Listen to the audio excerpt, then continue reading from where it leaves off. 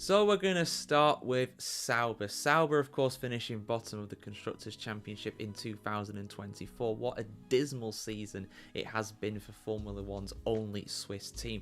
There is hope heading into the future for Sauber. Of course, they've got a completely new driver lineup in 2025.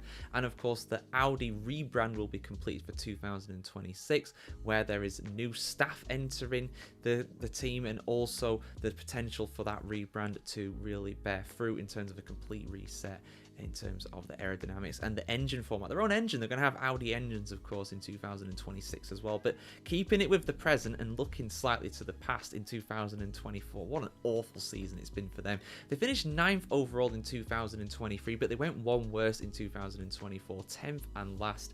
It was very nearly a pointless season as well. Zhou Guanyu's 9th place, Zhou Guanyu's 8th place in Qatar, being the only point scoring finish of the entire season for the Hinwil outfit.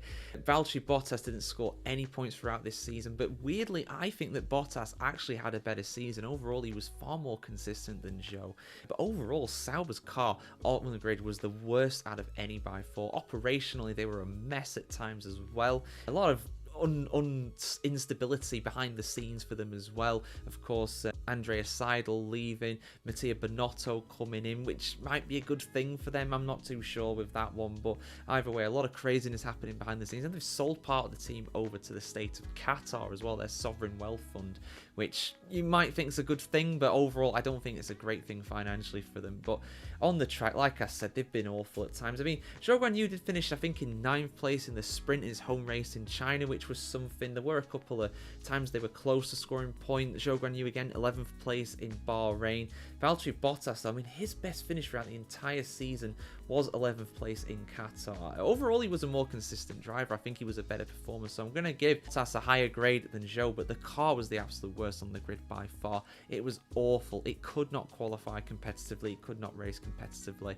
It was very common to see the two Saubers at the back of the field, 19th, 20th if all cars finished, and if a few of them retired, they were still at the back anyway. Usually lapped, usually pointless, terrible campaign for Sauber. So for me, the fact that they are bottom by such a distance, I mean, it's a good gap between them and Williams. Williams in 9th on 17 points. It was a bad season for Williams. They're coming up next, obviously. But yeah, Sauber, overall for me, they have to get an F grade. There is no way you can give them any more than that, because they are bottom of the constructors. They have failed in pretty much every single sense, other than the fact that they will enter next season. You know, they will continue. Unlike their two drivers, they will both leave Formula One as racing drivers. I hope to see them back in a race seat in the near future, but I don't think they're to blame overall. Now, Zhou, I might be being a bit generous giving him a D grade overall. I mean, if it wasn't for that point score in Qatar, I will be honest, I think that I would probably give him an E, maybe even an F, you know. But I think the car's been terrible, and you can put the best drivers in a terrible car and they will still get bad results. It's simple as that. Bottas I've given a C. I feel like he has done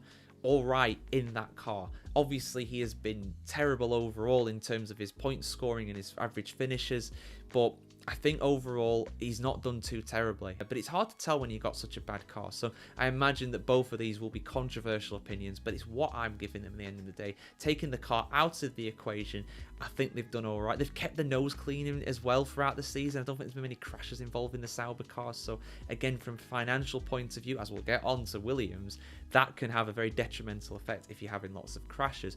But as it was, they brought the car home more often than not. So yeah, I'm giving Sauber an F grade, and I'm giving their drivers a C and a D grade overall.